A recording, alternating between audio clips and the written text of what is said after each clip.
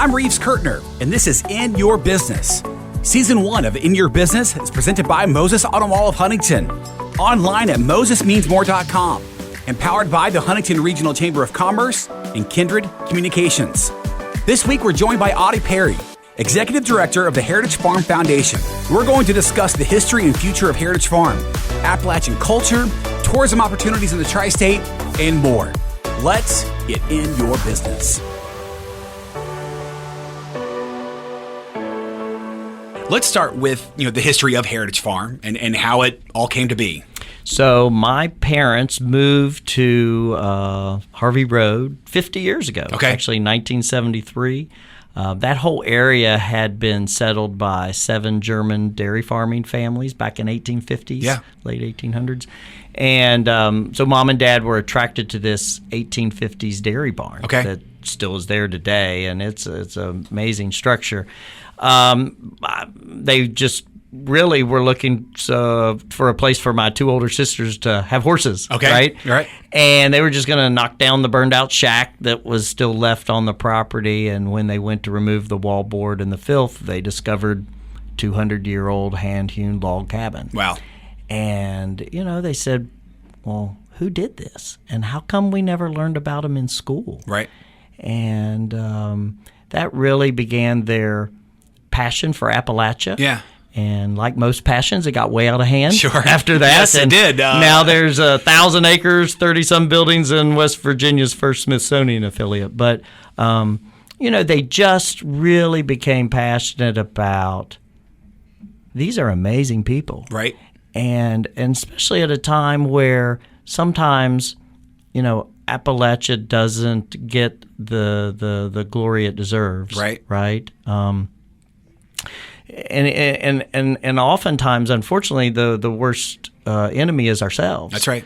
And just thinking that we're less than, or we're going to be used to losing, or whatever, and it's just not true. Sure. When you look at what somebody in your family did, we like to tell the school children, somebody in your family was amazing. Yeah. Right? Yeah. I mean, they built their own home. Yeah. They grew all of their own food. They made their own clothing. And they were able to protect their family against everything that came against it, or else you and I wouldn't even be here That's today. right. That's right. And we don't tell that story in a way to shame them. We tell it in a way to inspire them. That, there's lots of problems today. I mean, but when you honestly look at what somebody in your family overcame, man, the challenges we face today are nothing. That's right. Compared to what somebody in your family has overcome. That's right. Yeah. Appalachian up, yes, right? Yes. It's time to just Appalachian up and take those challenges head on.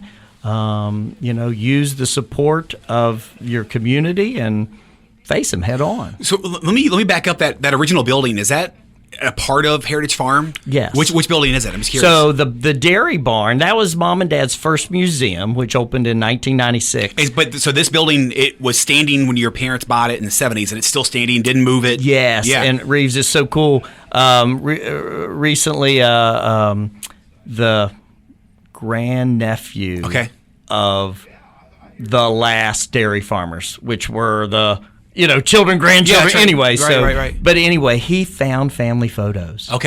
And most of them are from like 1918, because what they are is World War I postcards. Picture postcards. So I would take a picture and write on the back, and that's what I would send to. So there were 2 brothers. Yeah. And one was serving in France, and one was back at home, running the farm. And so in these photos, it's amazing. The barn looks exactly like it Which did. structure is it? It's the old dairy barn. Okay. With the silo, Yeah. Okay. And so they're standing in front of it, and and it looks just like it did 100 years ago. So you said 96 is when it opened? 96 is when the first museum of Heritage Farm opened in that 1850s dairy barn. Okay. And then so talk about how it's evolved, how Heritage Farm has evolved since then. So then because it was not handicap accessible, the barn is like a maze, and there it spirals, and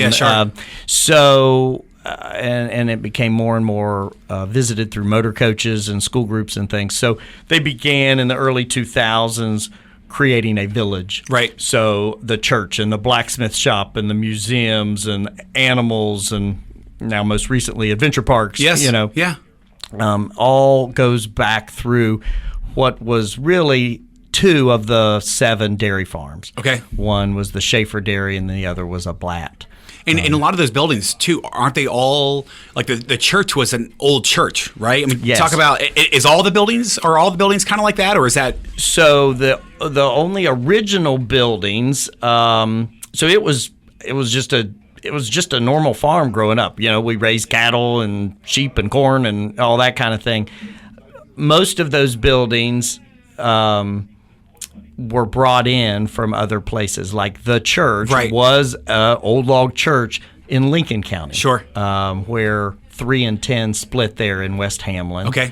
A local contractor had taken it down years ago, and then when he saw Dad building that village, he's like, I finally know where this goes. Yeah. It had been stored in his building for years. And then Dad took other structures to make what we see today. So like the Apple Butter Inn is made up of a cabin from Lavalette, South Point, and Point Pleasant. Sure. The blacksmith shop, there was a gentleman who came from Owensboro, Kentucky, and helped us, create that what he knew they used to look like. Yeah. Yeah. So we're recording this the week of Thanksgiving, and I told you before we got started, I love going to the Christmas Village every year. And one of my favorite things about it is going to that church and they're playing the Christmas carols, usually just a guy on a guitar and maybe a violin. Yeah. And that I'm not just saying this because you hear. I really and truly, that's when I feel the Christmas spirit. I get chills when I walk in there, and I feel it's beautiful. It's absolutely beautiful in that room. It really is. And yeah, we feel too. So every Friday for the past 3 years, my mom in late 2019 said, we should be praying for Appalachia in that church because it might be the oldest Appalachian worship structure. That's right. At least in this area. Yeah. And that's a great idea. So we started meeting there at 8 a.m. on Friday, every Friday, to pray for Appalachia. That's great. And people leave little notes and stuff. So we started that in January of 2020. Okay. Not knowing that the world was good, but people kept showing up, and anyway. So it's amazing. So 3 years now, we're still doing that. But yeah, that church is special because you just think of you're sitting in some hand-hewn log structure that's heard. Think of all the prayers that those logs have heard over hundreds and hundreds of years. Yeah, so, beautiful. Cool. It really is. So you kind of hinted on this, but talk about what is the goal or the mission of Heritage Farm? So our mission is to be a source of hope and renewal for the people of Appalachia. So by sharing their bold and amazing stories that don't get heard, it's interesting if you think about the national narrative. Very, very few. We're the first frontier, right? Right. We were the Wild West. We were right. And very, very few stories made it out of the mountains. And in fact, if you ask the national narrative, what do you know about Appalachia? Typically, the only thing you'll hear is Hatfield-McCoy. That's what I was going to say. Yes. And which is very interesting when you think about it, because at the heart of the Hatfield-McCoy dispute is the Civil War. That's right. Which is unique. Well, it was kind of founded from the Civil War, right? Sure. The seeds were planted through the Civil War. Yeah, you had these neighbors who were fighting for the same side. That's right. And then all of a sudden, one June, halfway through the war, they said, "Oh, by the way, you're now fighting against each other." That's right. And think about that. And so West Virginia is unique in that case, in that it was that you had to quote switch sides. Yeah, that's right. in the middle of the war. Right. Who Who has ever endured that? That's right. I can't think of, anyway. That's right, yeah. So it creates a unique narrative that, again, has never been told. So when we get a lot of motor coaches who want to come, and because the History Channel filmed the Hatfield-McCoy documentary at the farm, and so there's lots of groups that want to come and experience that, which is fine. Yeah, sure. But our opening question is, we know you love talking about stolen pigs and girls and all that stuff, but what we want you to think about today is, could you have been a Hatfield? Right. Could you have been a McCoy? Could you built your own home, grown your own food? That's right. And protected your family against everything that's coming against it. I mean, right. Honestly, most of us would have to confess we'd be dead in 10 minutes, right? I mean, no. So right. it's an interesting turn on a story. And the other aspect of that is that exact same family feuding, Wild West was happening at the same time out west. That's right. And there was other the stories. National narrative romanticized it, right? Wyatt Earp, oh, that's cool. Well, it's just that they didn't want that. They wanted you to keep going west. That's right. That narrative had passed. They wanted you to keep going west, not stay in the mountains. Sure. So, I mean, again, kind of talking now, transitioning to talk about heritage and education. How does Heritage Farm help to kind of overcome those stereotypes? Yeah, I think the key is problem solving, to just inspire children and honestly adults to problem solve. The basis of all commerce is problem solving. Every time you and I spend $1 or receive $1, it's because we're trying to solve a problem. I'm hungry, I'm bored, I'm sleepy, I'm sick, fill it in. And so if we can begin to encourage children to quit going to school for a job, because honestly, we have no idea what jobs there's going to be 15 years from now. That's right. I mean, the world changes so quickly. 5 years. I mean, but I can guarantee you there will always be problems to solve. Yeah.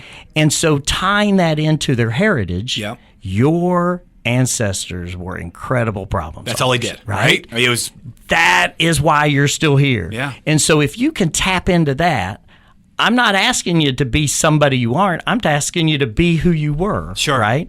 And that problem solving skill is what is going to change or rebirth Appalachia. I really think the future for Appalachia is very bright. Well, I mean, let's go back to the problem solving, and again, let's go back to the stereotypes. And I travel a lot, and I've got friends all over, Cincinnati and Louisville, Lexington. The stereotypes, they do get old, right? Mm-hmm. But how, are you educating? You talk about the kids to make themselves more proud of where they're from, or is it the adults from the outside areas and the stereotype? I mean, it's all. Yeah, it's all the above. So, right. So I think so there's different segments, right? There's our school children. Yes. Then there's our local people, and then there's visitors. That's right. And they all need to hear the narrative. I don't care where you grew up. You need to know that somebody in your family was amazing. That's right. Yeah, it's not just Appalachia, but that is our mission because of the collection that Mom and Dad were able to put together to tell that story. Yeah. And I think, here's one of my examples. Clearly, we have never here in Appalachia had the economy that you would have liked to have, And so because of that, not very many people get to earn a living at what God created them to do, Yeah. And some of my favorite examples about that, I mean, when you go through the museum and you see that 1908 electric truck, right? Mm-hmm. Here we are 115 years later, still dorking around trying to figure out this technology that came out the exact same year as the Model T Ford. Right. And, it was amazing that Mom and Dad were able to collect all these artifacts. But the other miracle was the friends that came around them to figure out how to put them, because Mom and Dad wouldn't put anything into a museum until it came back to life. Okay. They wanted to see how it worked. Had to work. And so, cool, you find this 1908 electric truck in the CXX junkyard, you know. But Dad wanted to see it work. And, right. Okay, great. Maybe Toyota can do it. Or maybe, but nobody wants to touch 100-year-old wooden batteries, right? Yeah, sure. But he was persistent. Anyway, long story short, Our mailman is who brought that 1908 electric truck back to life. How's that? He knocked on Dad's door and said, Mr. Perry, what are you planning to do with those electric trucks? There were two. Yeah. And Dad said, well, I'm impressed that you actually know what they are, because they were all junked up and, but I want to see them work before I put them in a museum. And he said, well, my name's Zane Parsons. I'm your mailman. I've been studying them since the first day I saw them in your field, and I'm pretty good with electronics. Would you give me a try? And Dad had learned long ago that there's genius in these hollers. That's right. Genius. That's right. They may not call themselves engineers. They just call it tinkering, right? That's right, yes. And, scariest 10 miles per hour I've ever gone in my life. That's crazy. But, But there's all kinds. And then, and once you find that friendship and that genius, I mean, as just one example of many, Mr. Parsons brought many things to the farm back to life, including an amusement park and lots of trains and I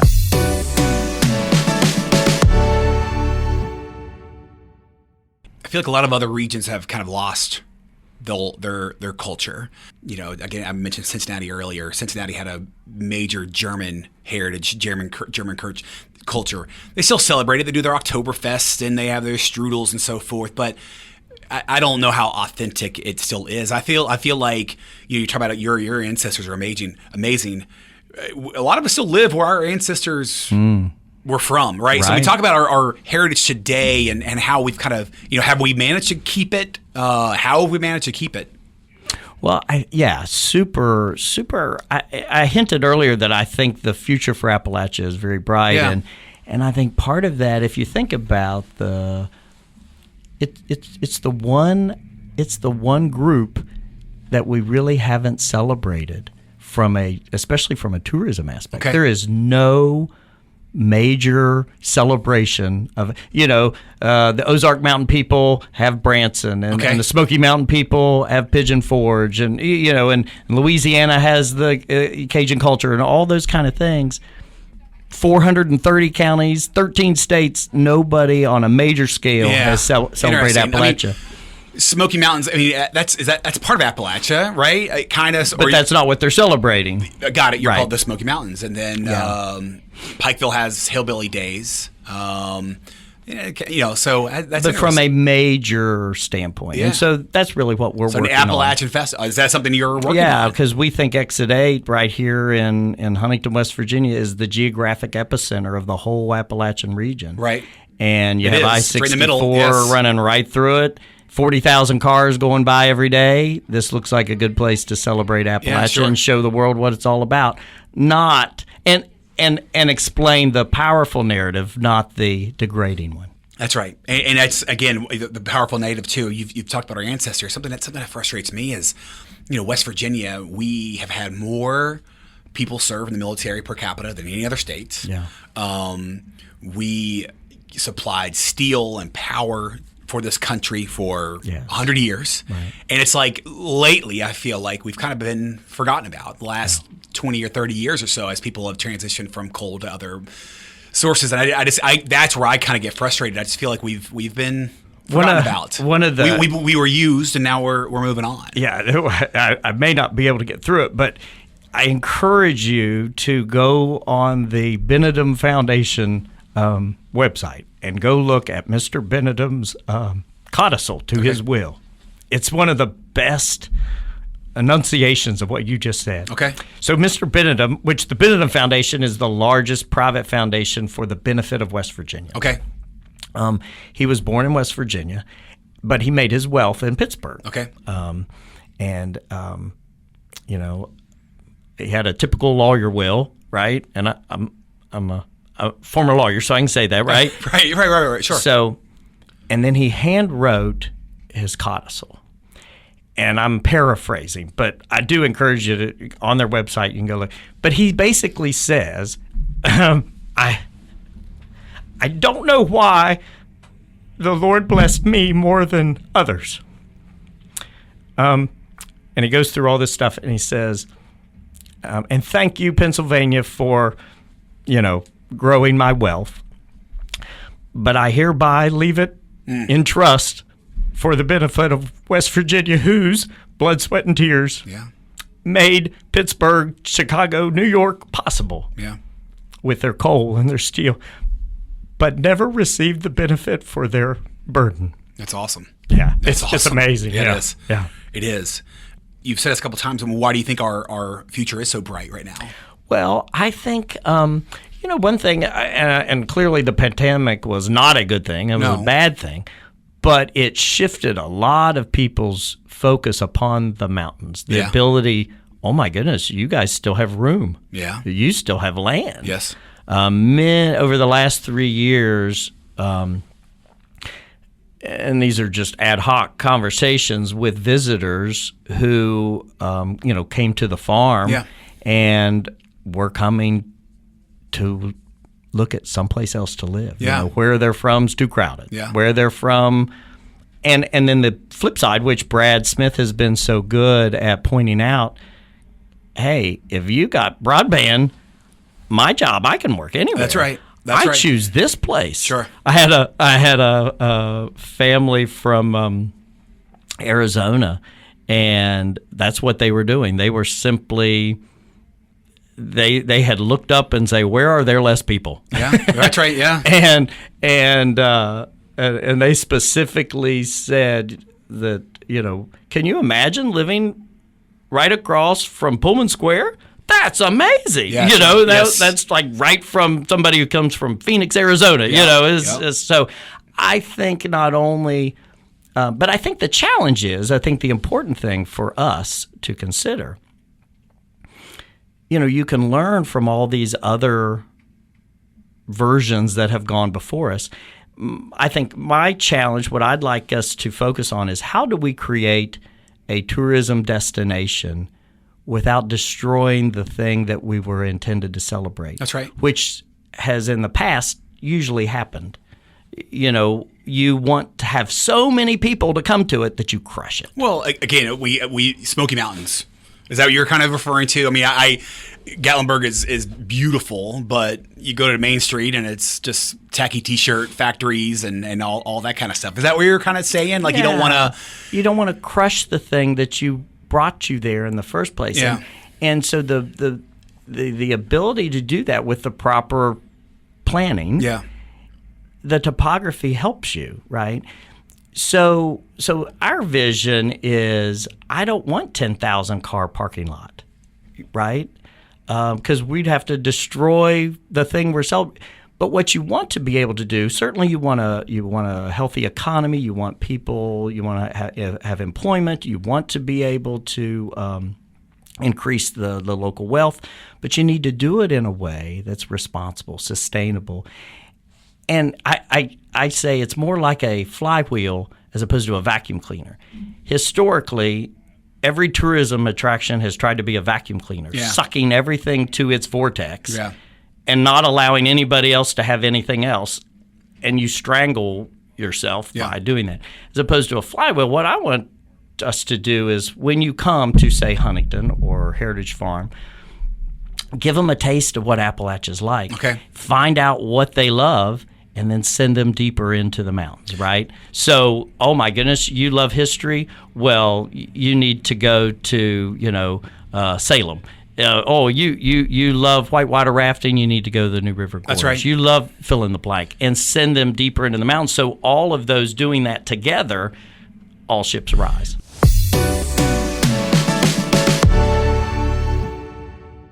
Talk about your involvement. Obviously, Heritage Farm is a tourist destination, but you're also involved like in the Huntington CVB too. Talk about your tourism involvement currently too.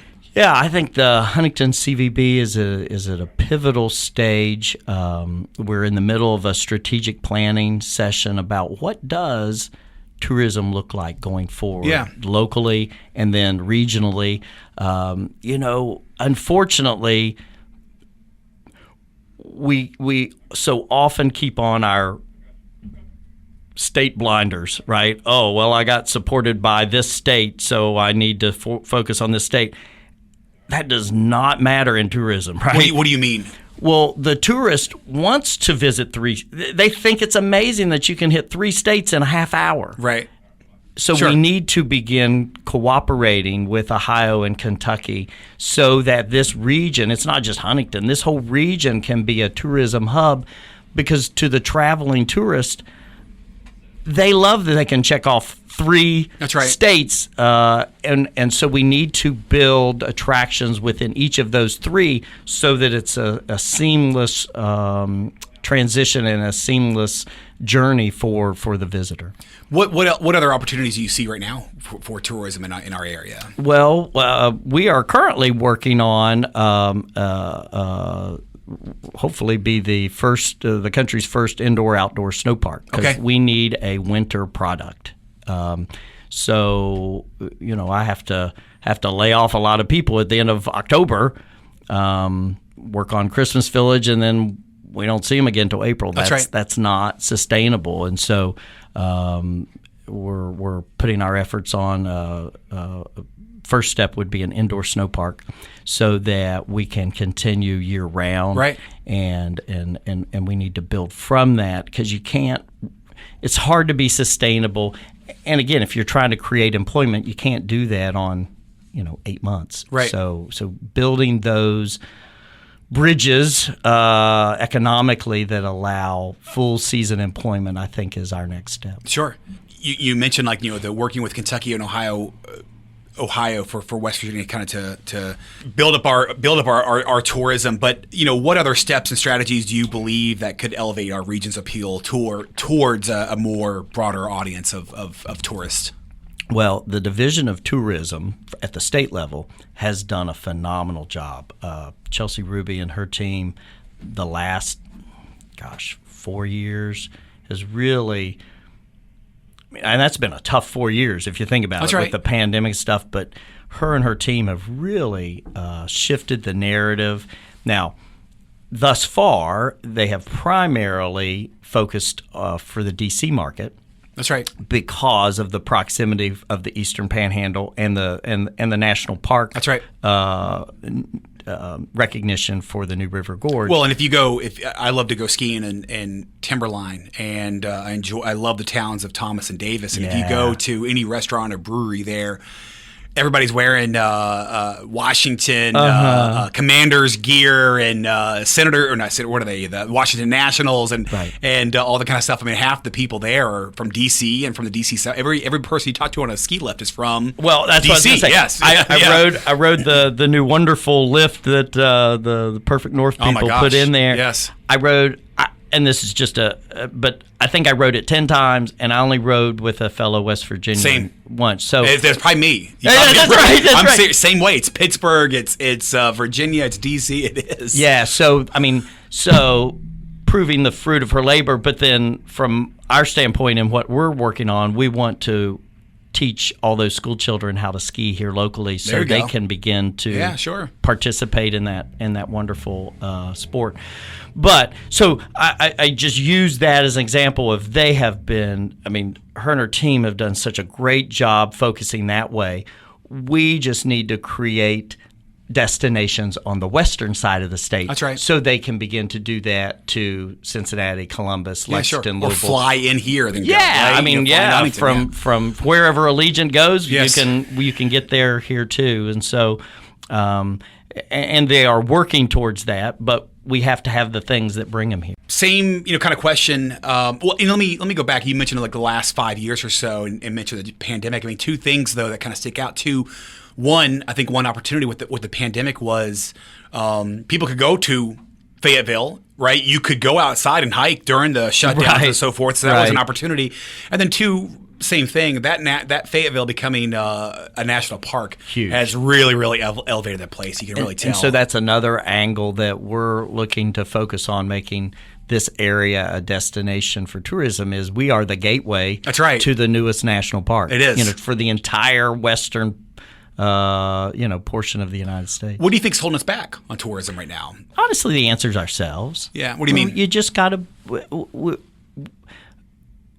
We accept defeat or failure or less than. Yes. And I don't know why. But can you talk about that? I agree. I just want to make sure I agree on exactly. But what do you mean, though, on we accept defeat? We accept lesser than, and there's no reason. I've been blessed to travel pretty much anywhere. And I love travel. I love seeing new things. I love going, but I love coming home. Sure. And I think that ability to travel has really helped me love this place, because then I know how special it is. Yeah. And unfortunately, not everybody has been able to go see other places. Sure. And so if the only thing that you know about here is what you see on TV, or what you're told by the outside, you haven't had the opportunity to see how special it is. And let me add that too. I love going whitewater rafting. I usually go once a year, and usually I go with out of town people. I love it. And again, talking about accepting defeat. The guy, have you rafted before? Yes. Okay. Yes. And the guides, those are a different breed of people. Okay. But we're on the bus and we're going from the wherever the resort to the put-in place or whatever. Yeah. And they make all these West Virginia jokes.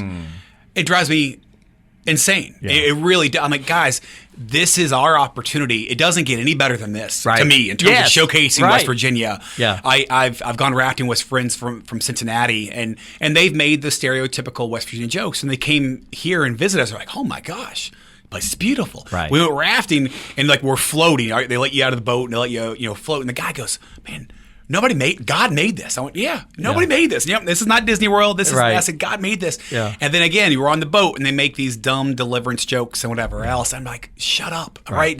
Hey, how beautiful is this place? We're shooting ourselves in the foot on the stereotypes, and it's getting old. It really is, It's funny you say that. So the best commercial for West Virginia that I've ever received was on the Snake River in Jackson Hole, Wyoming, which is a gorgeous place. Yeah. I mean, you've got snow-capped mountains, that's right, bison grazing in the green fields, and you're in this blue river on a float. Yeah. Right?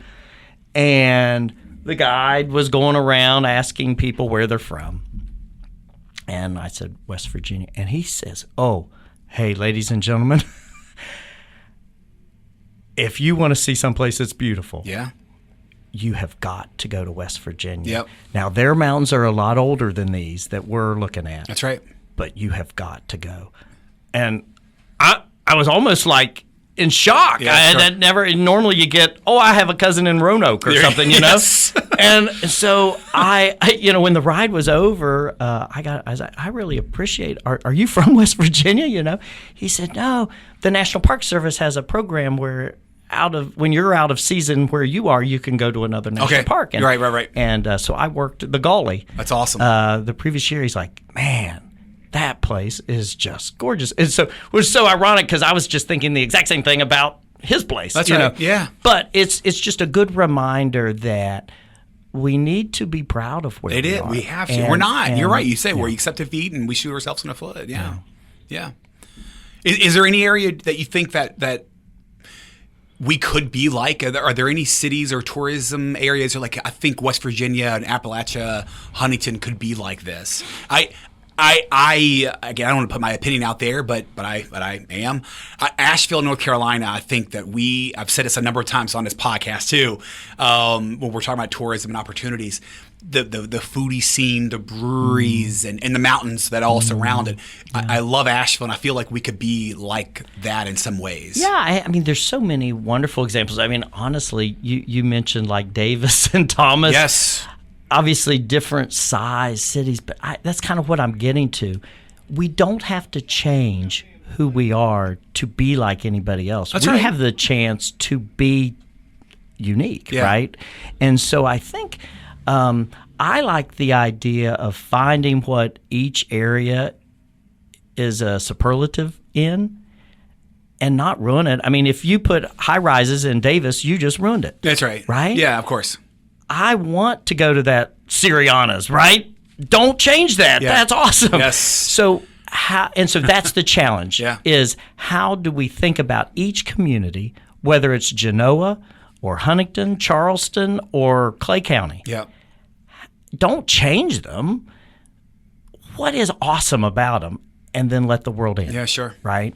But in a way that doesn't ruin it. I mean, I mentioned Clay County because one of its superlatives, or Ritchie County on up, is it's one of the darkest places in America. So you can actually see the Milky Way. That's right. In Ritchie County. Awesome. So let's all go to Ritchie County and put up a skyscraper. Oh, we just killed it. Yeah, that's right. But people in Ritchie County need economic development. So how do you, instead of putting up skyscrapers, how do you invite people in without ruining the dark sky that is there? Anyway, so it's just different examples of let them be superlatives where they are, rather than trying to be someone else. How can businesses in our area, how can they contribute to and add value? How can they contribute to, and how can they add value to promoting tourism in our area? Love it. I think if we need to support each other, right? Maybe take one of your next trips to Blackwater Falls or somewhere here. Begin supporting here. Yeah. If you're gonna buy somebody a present, buy them a State Park pass. Begin to discover or a why piece of Blinko, a glass. And so forth. Great. Yeah. Or a local artisan. Yes. Begin to support the beauty that is here. Yeah. I bring up Blinko. That is a tourism destination. Absolutely. Same thing. I have people come out of town for Thanksgiving, Black Friday, or Saturday. We go to Blinko. Right. We got to go to Blinko and get some stuff. So It's another opportunity. So just look for those. And most of all of us are small businesses. That's right. Right, yes. Including most of the members of the chamber, and thank goodness for those that aren't small businesses too. We need everybody, but I think looking for an opportunity for, if you were going to do something for your employees anyway, well, figure out a way so they can all go do something at the farm or the museum or Blinko or something. We're not asking you to spend extra money, but think of the money that you're spending. Spend it here. Yeah, that's right. Anything else you want to share? Anything else I missed? Anything else you want to add on tourism, on Heritage Farm? Well, just tis the season. Yes. The Christmas Village is December 1, 2, 8, and 9, and we are working on a surprise addition to the park. Hopefully, we'll have a snow tubing hill to add to the fun at Christmas Village. So we're working on that. Stay tuned. Love it. Audy, thank you for everything that you do for our area, and I sincerely mean that. Thank you, your Reed. family, I've received the Michael Perry scholarship when I was in high school for my first year at Marshall. Very cool. And like I said, and I meant what I said too. When I go to the Christmas Village, that puts me in the spirit every year. So thanks for all that you do for our community. I sincerely mean that. Thanks, Reeves. It was an honor to be here today. All right. And that's our episode. I'm Reeves Kurtner. Thanks for listening, and thanks again to Audy Perry for joining us. If you enjoyed this podcast, please like, subscribe, share, and even leave us a review. Season 1 of In Your Business is presented by Moses Auto Mall of Huntington, online at mosesmeansmore.com, and powered by the Huntington Regional Chamber of Commerce and Kindred Communications.